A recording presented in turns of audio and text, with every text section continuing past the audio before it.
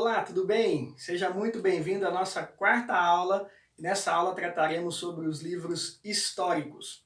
Bom, quando nós falamos a respeito dos livros históricos, nós estamos falando dos 12 livros compreendidos entre Josué e Esther.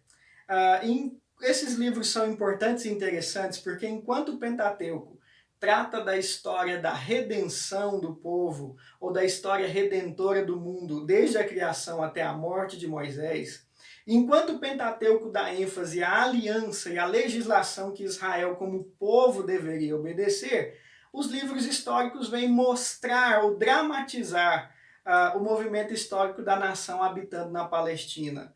E aí a ideia talvez seja, enquanto o Pentateuco apresenta conceitos de vida, os livros históricos mostram como de fato se desenvolveu a vida do povo da aliança e como a aliança de Deus se desenvolveu com o povo ao longo do tempo. E quando nós falamos dos livros históricos, é interessante nós pensarmos sobre mito e revelação. E esse é um ponto importante, porque o povo antigo, ou os povos antigos, melhor dizendo, eles baseavam o seu pensamento teológico em mitos. Não eram fatos comprovados ou não eram fatos que tinham, de fato, veracidade histórica. Mas eles baseavam a sua fé em histórias e em tradições que eles ouviam que eram repassadas de pai para filho. Agora, o povo de Israel, ao contrário dos povos antigos, eles viam a história, os fatos, como um lugar da revelação de Deus. Então, a base da teologia de Israel não é mito, não é uma tradição vazia, mas são fatos que eles experimentaram na própria história deles. Então, nesse momento, vale a pena destacar que a palavra de Deus é, em grande parte, ou a Bíblia é, em grande parte, um relato de como Deus se relacionou com uma nação e escolheu essa nação para, através delas, estabelecer um relacionamento com toda a humanidade. Então esse é um ponto que nós vemos de forma bem dramatizada aqui nos livros históricos. Nesse sentido, vale também a pena ressaltar que a Bíblia é mais do que um livro de história, mas ela trata da história em uma perspectiva religiosa, ou melhor dizendo, ela trata da história numa perspectiva teológica. Ela não trata meramente de acontecimentos humanos como se Deus não participasse deles, mas ela trata a história como um ambiente de salvação que é embrenhado do agir de Deus e do governo de Deus em todos os atos que acontecem. Assim, a Bíblia apresenta para nós uma história que nada mais é do que a revelação divina no tempo e no espaço, de forma que o homem possa acompanhar e entender a revelação que está sendo feita. Por isso, a história na Bíblia promove a fé.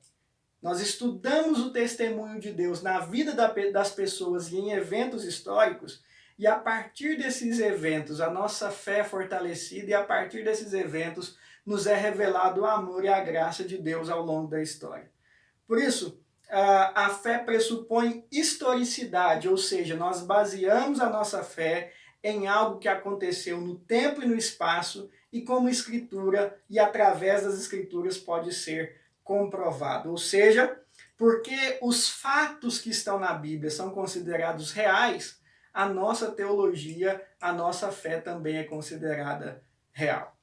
Mas mais do que isso, só que confiabilidade histórica não basta para dizer que a nossa teologia é verdadeira. Além de historicidade, a nossa teologia precisa entender que a Bíblia defende uma fé explicitamente histórica.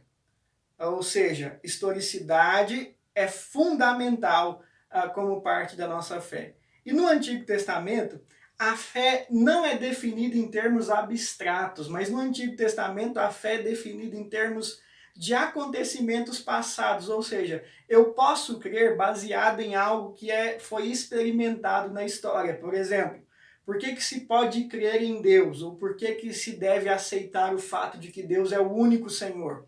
Porque ele na história, no tempo e no espaço, foi o Deus que amou Israel e tirou Israel da escravidão do Egito.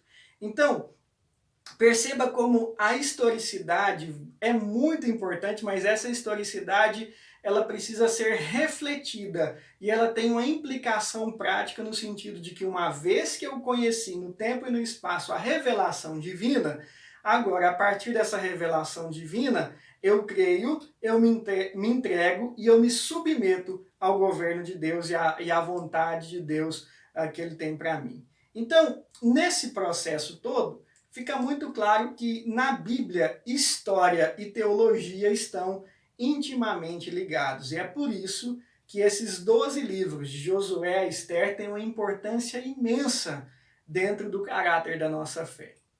Certo, vamos pensar sobre a autoria dos livros históricos.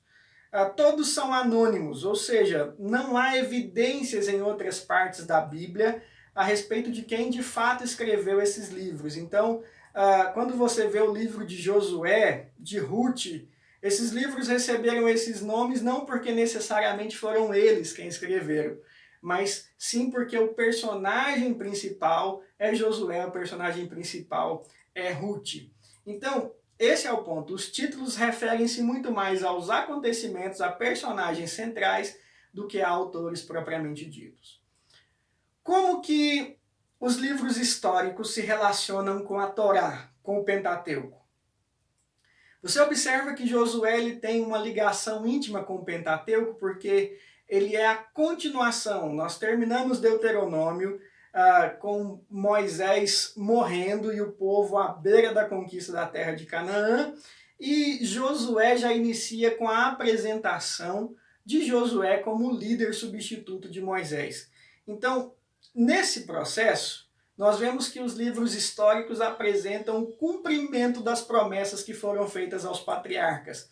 Então, o Pentateuco ele apresenta promessas, apresenta embriões do que Deus planejava fazer com o povo, e nos livros históricos nós já vemos essas promessas sendo bem mais desenvolvidas.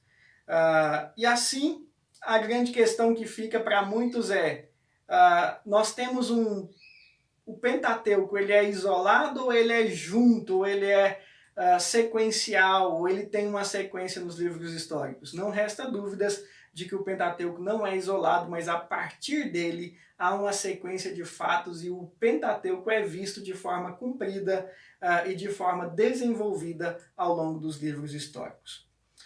Qual é o propósito? Que se escreveu, ou para que foram escritos os livros históricos? Bom, primeiro não é simplesmente para oferecer uma explicação do passado ou contar uma história que se foi, mas os livros históricos servem para as futuras gerações, para nós, como palavra de Deus, como ensinamento de que nós devemos valorizar o passado e observar o passado pelo bem do futuro.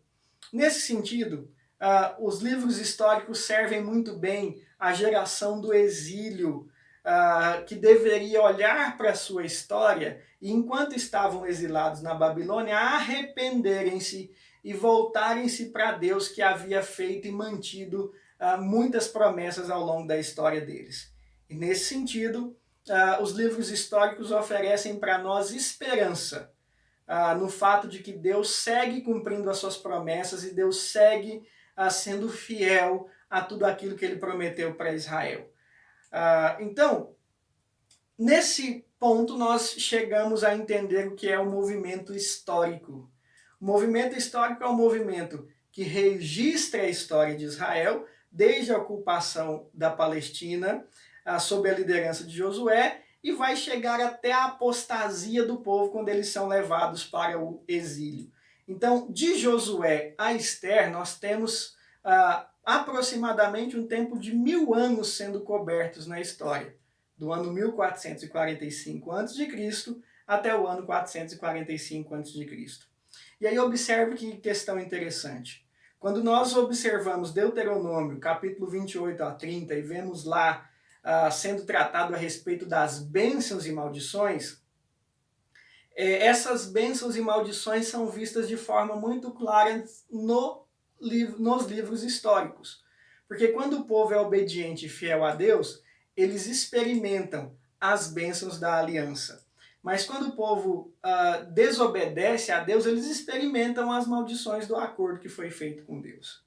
Assim sendo, os livros históricos devem servir para nós como inspiração de que a nossa história é cheia de atos de Deus. Deus age no tempo e no espaço de forma que nós possamos entender. E quando olhamos as histórias dos antigos, elas servem para nós também como testemunho de que vale a pena a gente obedecer e seguir a